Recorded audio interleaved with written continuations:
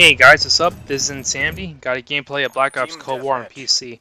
I finally watched Guardians of the Galaxy Volume 3, and this will be a review on this movie. The short of it all, an 8 out of 10. The first movie in the Guardians trilogy is still the best, but this is a good trilogy capper and a good send-off for the characters involved. If there's one thing that the Guardians movies have absolutely nailed, it's being their own standalone corner of the Marvel Cinematic Universe. Of course, Guardians 3 references events that happen in other stuff, specifically Avengers Infinity War, Endgame, and the Holiday Special, so it's the most reliant on knowledge of other things happening after Guardians Volume 2. Of course, in spite of all that, you can still watch and enjoy the movie, and things like Mantis being Peter's sister isn't too big of a deal, and Peter recaps the Guardians' antics in Infinity War and Endgame, which also starts to help explain why the Gamora in the movie is not the same one from the previous Guardians movies. That's all fine and dandy. There were some things I didn't like, so we'll start with the negative first, as always. One, a lot of the banter between the Guardians for the first two-thirds of the movie is them arguing with each other. The Guardians movies has always had the theme of family, and perhaps them arguing with each other is just in the nature of things, but watching them bicker constantly did become tiresome. The only person I accept being abrasive was 2014 Gamora, since she has not been in the Guardians to have any kind of heroic mindset or camaraderie. It's only when the Guardians get Rocket back and they're all united in the last third of the movie that things cool down, and they stop being mean to each other for the sake of bickering. Three of the characters are at least pretty chill, which includes Groot, Drax, and surprisingly Rocket. But in an ensemble setting, there's a reason you need someone who's the harder team to level out differing personalities, and Rocket being out of commission for most of the movie meant there's no heart to keep the Guardians from butting heads.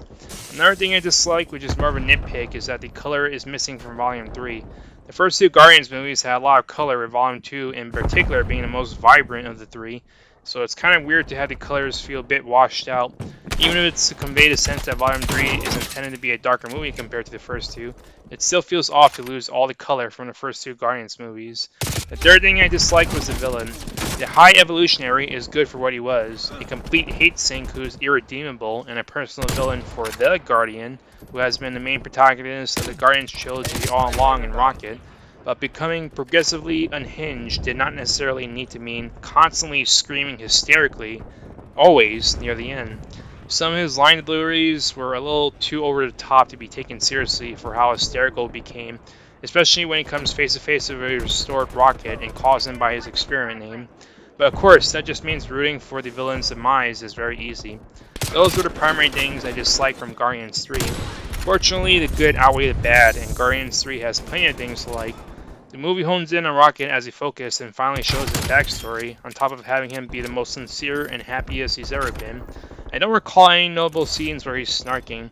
He's in a somewhat melancholy mood at the beginning, and that even his one snark to Peter as he falls over a drunkard lacks its usual bite.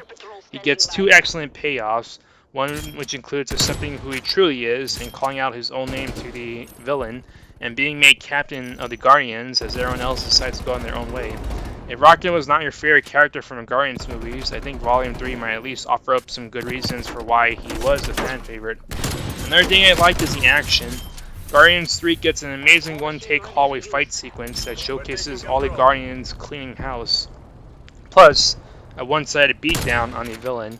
Both of these show the Guardians' teamwork the best, just being able to fight like they naturally know each other well enough to pull team combinations without a second thought. Mantis is shown knowing the martial arts aspect from her comics version and can finally do proper fighting, and seeing her being acrobatic and kicking people around was pretty cool.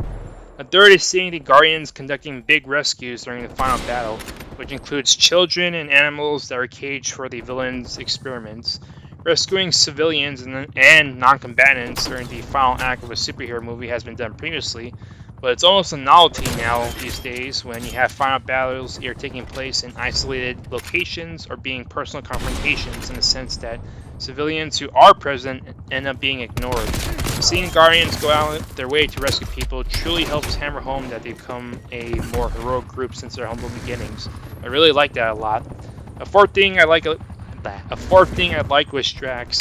While he's still comic relief and the guy who does stupid things, I like that his interactions with the other Guardians was the most chill. He's never seen arguing with the others. And I always wondered what kind of story that James Gunn could possibly tell with a Drax who lost his main story purpose of going after Thanos, and I think he handled it wonderfully. The fact that Drax has no tragedy at this point is a big point for his character. He's been called Drax the Destroyer, and it says that as his name at one point in the movie. But Drax has also been a family man, and it turns out that being the only Guardian to have been a married man with a wife and daughter, plus his easygoing personality, makes him a pretty cool guy to children. He's able to communicate with the children that are also caged by the villain for experiment purposes in their tongue, while Nebula and Mantis are unable to. And at the end, Nebula recommends that he stay behind and take care of all the children as his newfound purpose, which Drax happily accepts. Guardians 1 set up Drax, and he mostly had nothing to do in Guardians 2 and the Avengers movies, when they were focused on him being anything but added muscle, so I liked him the best in Volume 3. One last thing I liked was the idea of letting go and moving on. Peter pines for a Gamora that it's gone, but eventually accepts that the Gamora that's with the Guardians now is different and moves back to Earth to reunite with a family member who truly missed him. Mantis never really finding herself since she's always been with others and wants to go be independent.